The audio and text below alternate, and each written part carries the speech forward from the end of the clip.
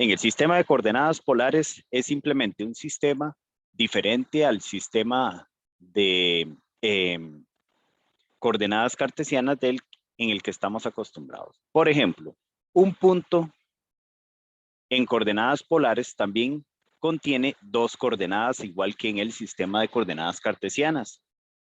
La diferencia está en qué representa cada una de esas coordenadas. La primera componente siempre va a ser la distancia que hay entre el punto y el origen del sistema, que ese origen del sistema es otro punto parecido al origen del sistema cartesiano, con la única diferencia que en este sistema de coordenadas polares el origen lo llamamos polo. Entonces, la primera componente de cualquier punto en coordenadas polares va a ser la distancia que hay entre el punto y el polo.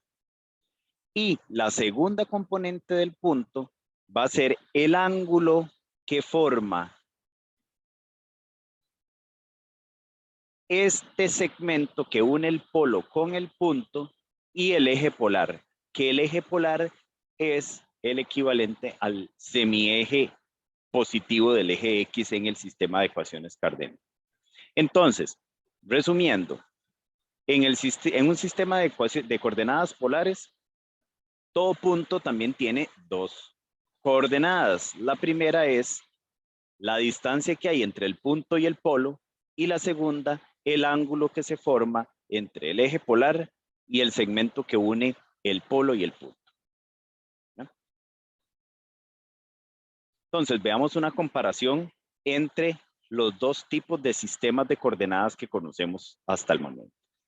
Coordenadas rectangulares o coordenadas cartesianas, nosotros sabemos que todo punto tiene una coordenada en el eje X y es, o que llamamos abscisa también, y esa va a ser precisamente la primera componente del punto. Y la segunda componente va a ser la coordenada en el eje Y o bien la ordenada, como también se llama. Y en el sistema de coordenadas polares, como ya lo vimos, ¿verdad? Todo punto entonces tiene dos coordenadas, en donde la primera es la distancia entre el polo y el punto, y la segunda, el ángulo que se forma acá. Este ángulo siempre está medido en radianes. Yo puedo pasar de un sistema de coordenadas a otro. Por ejemplo, con trigonometría básica, de la que se ve en el colegio, yo puedo muy fácilmente determinar que si quiero trasladarme del sistema de coordenadas polares al sistema de coordenadas rectangulares como el que conozco yo desde que estaba en el colegio, lo único que tengo que hacer es aplicar precisamente estas fórmulas. ¿Qué quiere decir? Que la componente X en rectangulares equivale a hacer R por el coseno de zeta, recordando que R es precisamente la distancia que está aquí, la primera componente del punto en polares, y zeta el ángulo que se forma. Este R tiene una razón de llamarse así, es porque ese R es el radio de la circunferencia que se formaría aquí, ¿verdad? Centrada en el polo precisamente. Y para Y, cierro el paréntesis en el que comenté R, para obtener Y a partir de un punto que está expresado en polares, lo único que tengo que hacer es multiplicar el valor de R por el seno de zeta. Algo importante que tendremos que tener siempre es que este R generalmente es positivo, pero vamos a ver que también puede ser negativo. Al revés, si quiero pasar de coordenadas rectangulares a coordenadas polares, entonces yo tengo un punto en rectangulares o en cartesianas, entonces ¿cómo obtengo la primera componente en polares? Bueno, simplemente aplicando esto, que no es más que la deducción del teorema de Pitágoras o la aplicación del teorema de Pitágoras en este caso, ¿verdad? Y para hallar el ángulo zeta, simplemente me doy cuenta que el ángulo S sería la arcotangente de Y entre X, basado también en trigonometría elemental. Entonces, por ejemplo, ubiquemos estos puntillos que nos ponen aquí en coordenadas polares. Están dados todos en coordenadas polares y ubiquémoslos en un plano polar. Es bastante sencillo. Por ejemplo, este primero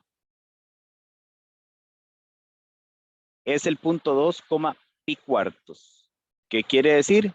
que está a 2 unidades del polo. El polo está aquí. El polo es el punto, el origen del sistema. Voy a pintarlo en negro para que lo veamos. Ese es el polo, ¿verdad? Entonces tengo que contar 2 unidades a partir de él. ¿Hacia dónde? Hacia la dirección que me indica el ángulo de pi cuartos. Entonces vean que precisamente que hay 1, 2 unidades y en el ángulo de pi cuartos, entonces este sería el punto 2, pi cuartos. Ahora, el punto 1,0, muy fácil, alejado 1 unidad del polo, aquí está 1 unidad, y con un ángulo de 0 radianes está aquí, ¿verdad? Entonces este sería el punto 1,0 en polares. Ahora el 3, pi, alejado 3 unidades del polo, 1, 2, 3, aquí, pero con un ángulo de pi radianes, de pi. Entonces, ese punto estaría acá. Y ahora veamos este otro. Voy a pintar en amarillo por aquí. Este sería el punto menos 2,5 pi cuartos. Un punto que está alejado 2 unidades del polo, pero en sentido negativo. Entonces, 1, 2. Y con el ángulo, o veámoslo, en sentido positivo no importa. Ahorita les explico qué quiere decir ese negativo que tiene el 2. Aquí están las 2 unidades. Y con un ángulo de 5 pi cuartos, me vengo hasta donde está 5 pi cuartos, que sería acá. Pero, como son 2 unidades negativas, entonces al final son estas mismas unidades en este mismo ángulo, pero en sentido contrario. Entonces ven que al final ese punto es equivalente a este que está acá. ¿Cómo? Entonces un mismo punto se puede representar de varias formas diferentes. Sí, en coordenadas polares, los puntos, las coordenadas de los puntos no son únicas como pasa en cartesianas. En cartesianas o en rectangulares, solamente hay un par de coordenadas para un mismo punto, mientras que en polares no sucede eso. En polares hay una infinita cantidad de coordenadas que yo le puedo dar a un mismo punto. ¿No? ¿Vamos bien hasta aquí?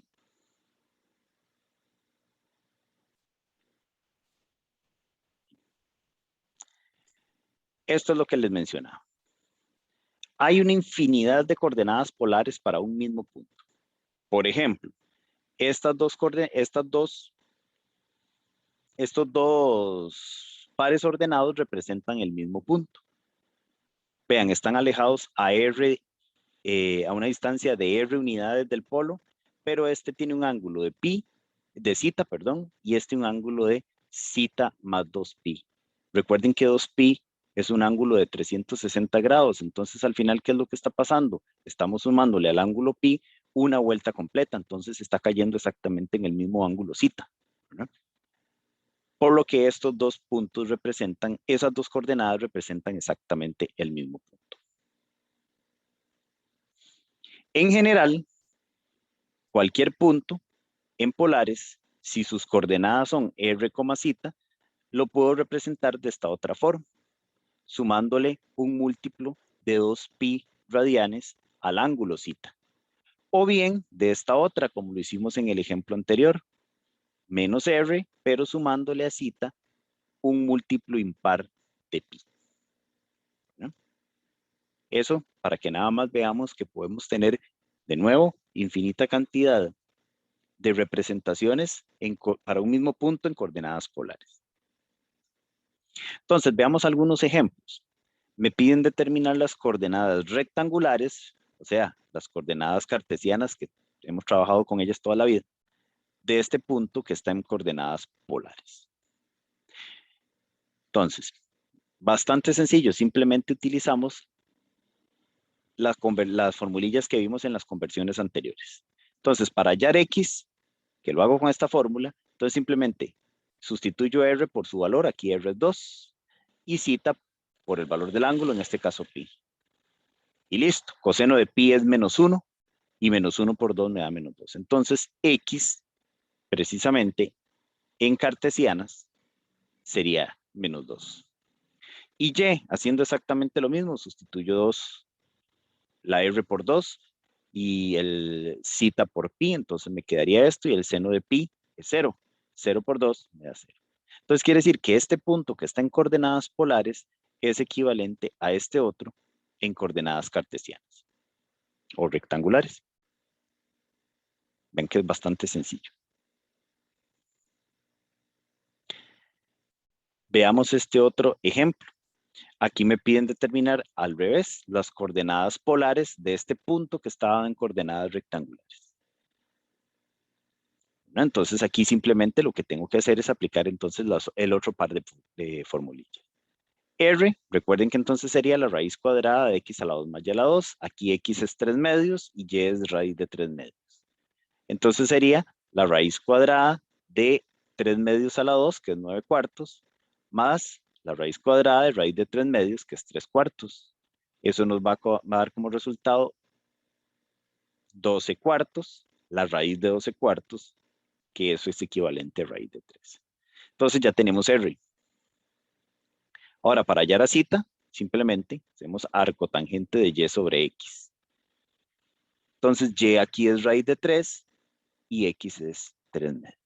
Entonces nos da esto, cancelamos medios, nos da raíz de 3 sobre 3 y el arco tangente de eso es pi sextos.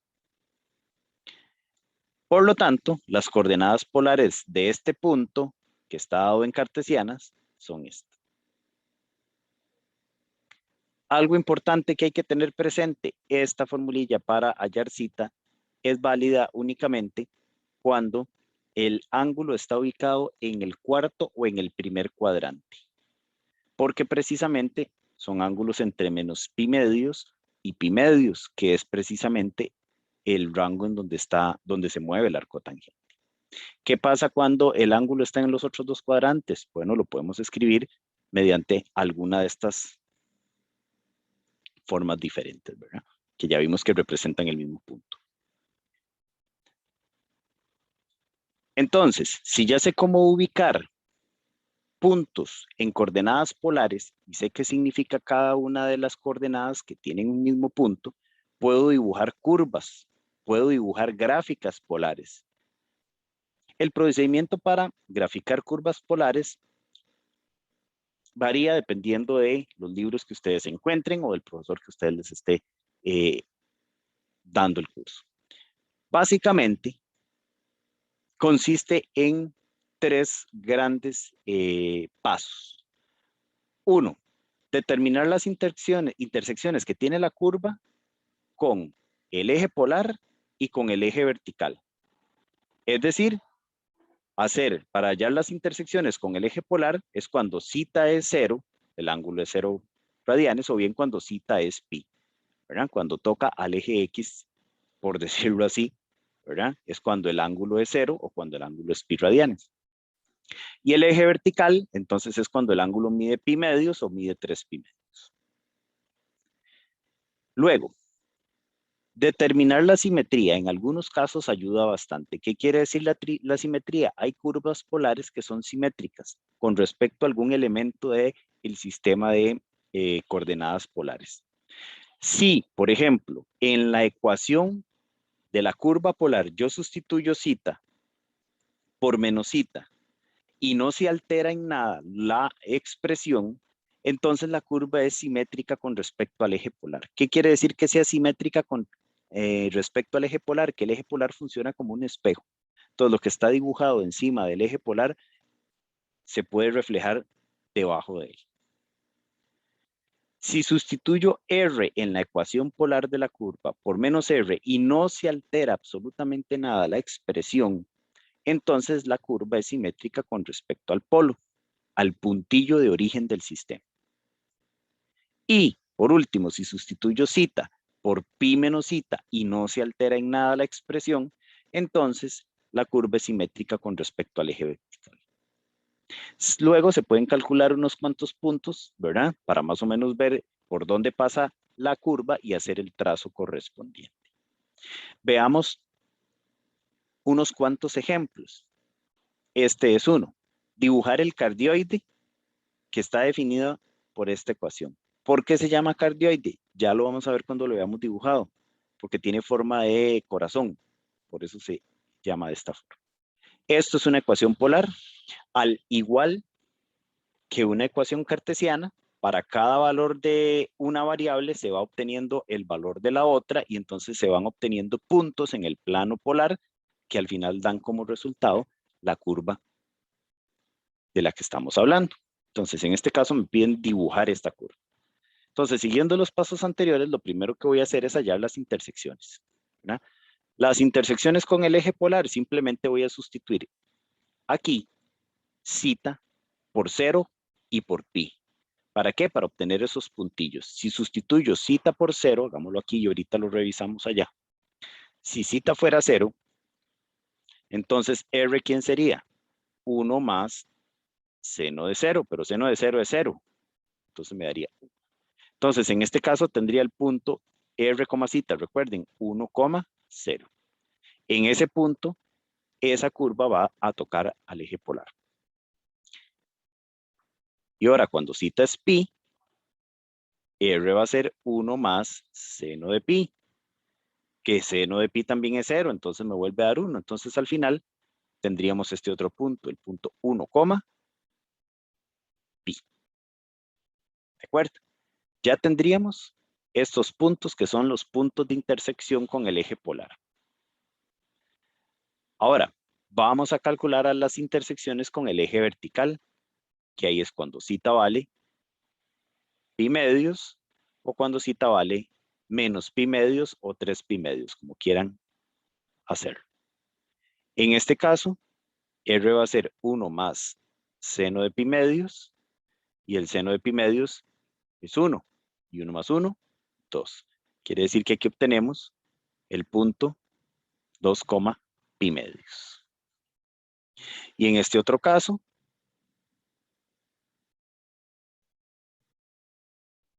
tendríamos seno de 3 pi medios, que es menos 1, ¿verdad? Y menos 1 más 1 me va a dar 0. Entonces, al final, aquí estamos teniendo el punto 0,3 pi medios, o al final caemos casi al mismo polo, ¿verdad? R0. Veamos que todos esos resultados los obtuvimos aquí, ¿verdad? Para el eje polar, cuando zeta vale 0, obtuvimos este punto. Cuando zeta vale pi, obtuvimos este punto. Y para el eje vertical, cuando zeta es pi medios y 3 pi medios, obtuvimos estos dos puntos. ¿Ok? Ya tengo 4 puntillos que ubicar en el plano. Ahora verifiquemos la simetría. La primera opción era sustituir zeta por menos zeta y ver si se altera la ecuación. Veamos que si sustituimos aquí zeta por menos zeta en esta ecuación, ¿verdad? Como el seno es una función impar, entonces siempre que tengamos un negativo entre el seno, ese negativo sale. Sería 1 menos seno de zeta. Y esto no es lo mismo que teníamos originalmente, porque originalmente teníamos 1 más seno y ahora tenemos 1 menos seno. Como no es lo mismo, no hay simetría con respecto al eje polar. Ahora, en la ecuación, sustituyamos R por menos R. Si sustituimos R por menos R, evidentemente, pasando ese menos al otro lado, no vamos a obtener exactamente lo mismo que teníamos originalmente. Entonces, la curva tampoco es simétrica con respecto al polo. Por último, veamos si la curva es simétrica con respecto al eje vertical. Para eso sustituyamos el ángulo zeta por pi menos zeta, por su suplemento. Y vamos a ver qué pasa. Recuerden que el seno de una resta, yo lo puedo escribir como el seno del primero por el coseno del segundo menos el seno del segundo por el coseno del primero. Y el seno de pi vale 0. Aquí entonces todo esto es 0. Y el coseno de pi es menos 1. Y menos 1 por menos 1 me da 1. Entonces al final esto es 0 y esto es menos 1. Entonces al final obtengo exactamente lo mismo que teníamos al inicio. Entonces intercambié zeta por pi menos zeta y obtuve exactamente la misma ecuación de la curva que me dieron al inicio. Entonces quiere decir que hay simetría con respecto al eje vertical. Muy bien. esta información es importante. Quiere decir que todo lo que dibuje yo a la derecha del eje vertical lo tengo que hacer a la izquierda simétricamente. Por último, entonces, calculemos algunos puntos. Por ejemplo, voy a darle algunos valores a cita en este rango entre menos pi medios y pi medios. ¿Por qué en este rango? Porque precisamente, como acabo de darme cuenta que la curva es simétrica con respecto al eje vertical, entonces yo lo que voy a hacer es calcular algunos puntillos que estén a la derecha del eje vertical para después hacer exactamente lo mismo al otro lado. Y a la derecha del eje vertical, o sea, en el cuarto y en el primer cuadrante, cita está entre menos pi medios y pi medios. Entonces, por ejemplo, a cita le di arbitrariamente estos valores, menos pi medios, menos pi tercios, menos pi cuartos, menos pi sextos, 0, pi sextos, pi cuartos, pi tercios y pi medios. ¿Y qué valores de R obtuve en cada caso? Y nada más ir sustituyendo aquí, poner la calculadora a trabajar, ¿verdad? Seno de, de menos pi medios es menos 1, más 1, a 0. Seno de menos pi tercios más 1 me va a dar aproximadamente 0,13. Y así con los demás. Entonces vean que voy formando todos estos puntillos. El punto 0, menos pi medios. El punto 0, voy a poner aquí para separar los decimales un punto, para no confundirlos con la coma del par ordenado. Menos pi tercios. Se va formando este otro puntillo, 0.3 menos pi cuartos, 0.5 menos pi sextos, 1,0, 1.5 pi sextos y así, ¿verdad? Hasta que llego al último que calculé. ¿Qué hago con eso? Voy a ubicar todos esos puntillos en el plano polar, como lo vimos al inicio. Al ubicar esos puntos en el plano polar ya puedo tener una idea de lo que hace la curva. Entonces voy ubicando esos puntillos ahí. ¿Qué fue lo primero? Aquí ya hice el trazo. Por ejemplo, entonces fui ubicando el punto, aquí, ¿dónde está?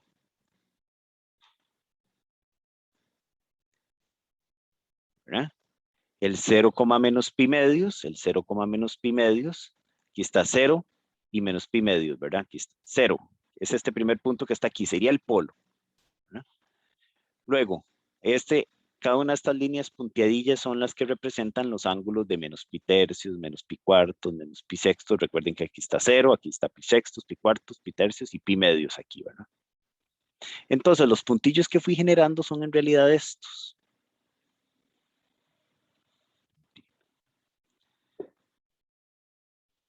Perdón.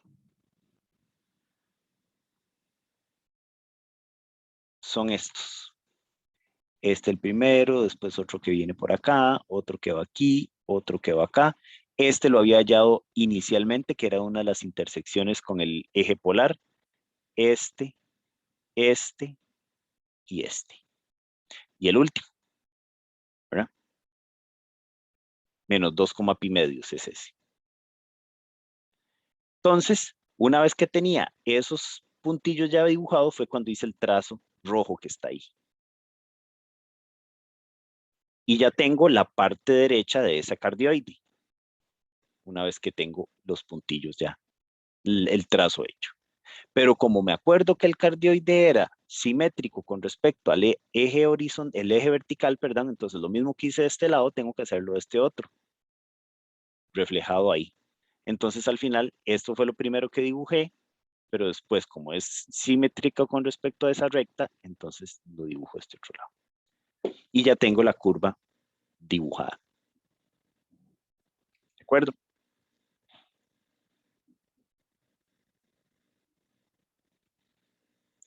Otro ejemplo. Ahora me piden trazar esta curva polar que se llama rosa de 4 pétalos. Ahorita vamos a ver por qué.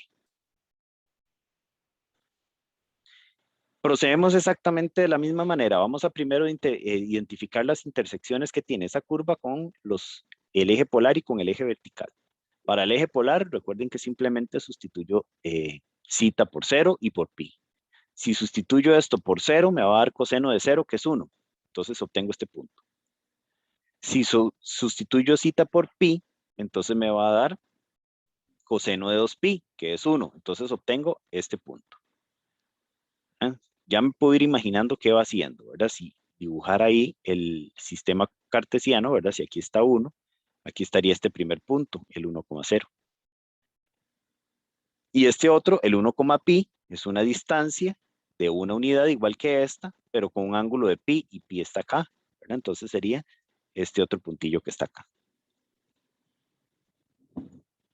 Con el eje vertical, cuando cita es pi medios, lo sustituyo ahí arriba, ¿verdad? Vean que se cancelaría el 2 que está dentro del argumento del coseno con el 2 que está aquí en el denominador, me quedaría coseno de pi, nada más. Entonces, coseno de pi es menos 1. Entonces se generaría este punto. El menos 1, pi medios. Entonces me vengo, aquí está el ángulo de pi medios, ¿verdad? Entonces aquí quedaría el punto, pero como está negativo, entonces es una unidad en sentido contrario. Entonces sería aquí. Este es ese punto. Y luego, cuando cita es 3 pi medios, igual lo sustituyo ahí arriba, ¿verdad? Entonces se cancela el 2 con el 2 que está en el denominador, me queda coseno de 3 pi y me daría que R es menos 1. Aquí está 3 pi medios, ¿verdad? Pero como me dio negativo el R, entonces quiere decir que es en sentido contrario. Estaría aquí. Esos son los primeros 4 puntos que acabo de obtener con las intersecciones. ¿De acuerdo?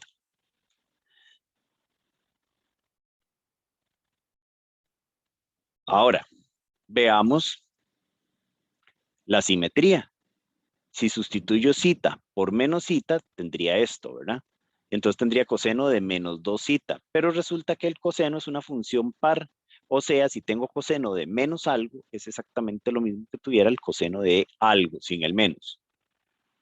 Entonces vea que aquí al sustituir cita por menos cita no se alteró la ecuación original, entonces quiere decir que la curva es simétrica con respecto al eje polar, el eje horizontal, ¿verdad?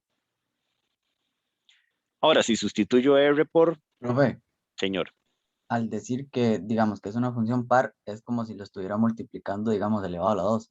no. Función Gracias. par. Una función es par si cumple con esto. Y una función es impar si cumple con esto. Para todo X. ¿Verdad? ¿De acuerdo? Particularmente, el seno es una función impar y el coseno es una función par porque independientemente de quién sea X, ¿verdad? Esto se cumple siempre. Luego, cuando veamos series, casi al final del curso vamos a ver una razón por la cual precisamente a las funciones pares se les, perdón, este tipo de funciones se les llama funciones pares y estas otras funciones impares, ¿verdad? ¿De acuerdo? Particularmente, como repito, una función, el coseno es una función par porque para el coseno vale esto. Y el seno es una función impar porque para el seno vale esto. ¿Qué quiere decir? Que coseno de menos x siempre va a ser coseno de x. Y seno de menos x siempre va a ser menos seno de x. ¿De acuerdo? ¿De acuerdo, Eric? Sí, bro. Ok. Bien.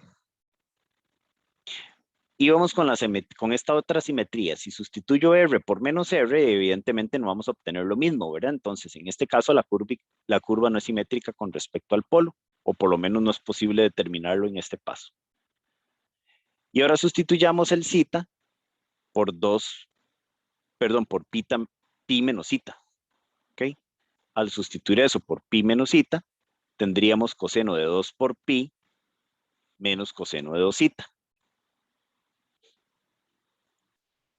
Y aquí voy a desarrollar esto, ¿verdad? Por el coseno de una resta, que es coseno de 2pi por coseno de 2 zeta más seno de 2pi por seno de 2 zeta, que es esto que está acá.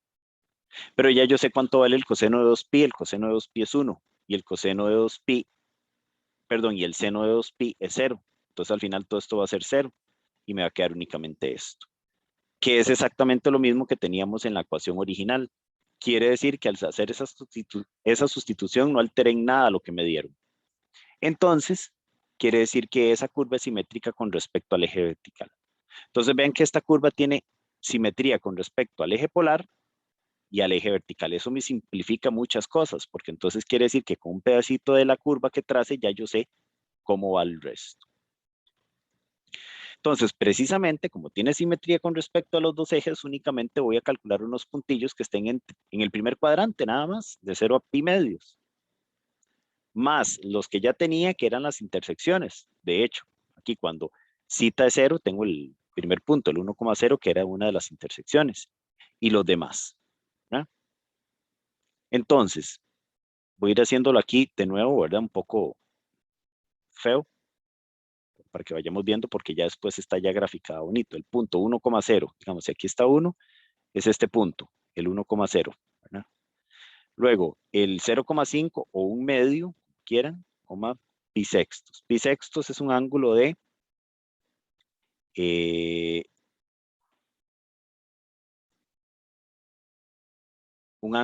30 grados, ¿verdad? Entonces, más o menos, es algo como esto. ¿Ok? Entonces, sería un medio en esta distancia sobre el ángulo de pi sextos. Luego, pi cuartos, que es un ángulo de 45 grados. Déjenme más o menos hacer un trazo ahí para que vean que ustedes van a tener esta dificultad, ¿verdad? Pero ahí es 0, entonces 0 unidades del polo, entonces cae en el mismo polo. Luego ahora, pi tercios es un ángulo de 60.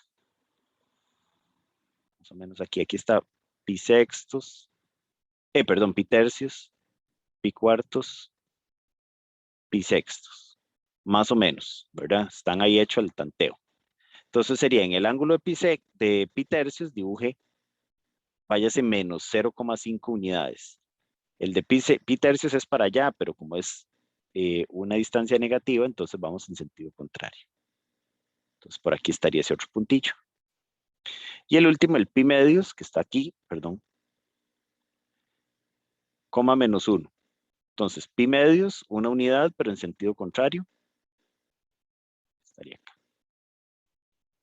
Que este de hecho fue otro de los puntos que obtuvimos.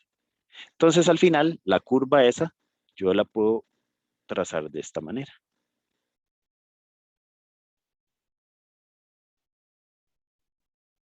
Y para que quede más o menos. ¿Ok? No he terminado de trazarla, nada más dibujé el pedacito de la curva que corresponde a los cálculos que hice, pero ahora tengo que acordarme que esta curva era simétrica con respecto a esta recta, al eje polar y al eje vertical. Entonces, tracemos la simetría con respecto al eje polar. Entonces, si dibujé este pedacillo aquí, entonces tengo que dibujar exactamente lo mismo para abajo. Si dibujé este pedacillo aquí, debajo del eje polar, entonces tengo que hacer exactamente lo mismo para arriba. ¿Verdad? Y ahí tengo ya la simetría, lo que me ayudó a haber tenido que era simétrica con respecto al eje polar. Pero también es simétrica con respecto a esa recta. Entonces, este pedacillo de aquí lo tengo que reflejar precisamente, la recta esa. Y este de aquí también. Y este colocho que está acá, entonces reflejado aquí también. Y ahí estaría, por eso es que se llama rosa de 4 pétalos.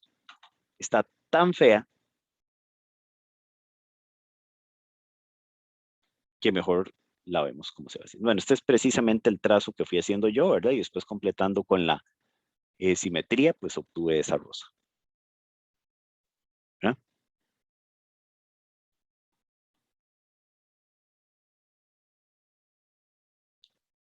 Esta se las voy a dejar como ejercicio, pero lo que tienen que hacer son exactamente los mismos pasos, ¿verdad? Que ahí están, ¿verdad? Si los quieren revisar y tienen que obtener algo como eso. Pero se las dejo para que ustedes la verifiquen. Vean que lo que queda es ese sentido ahí nada más.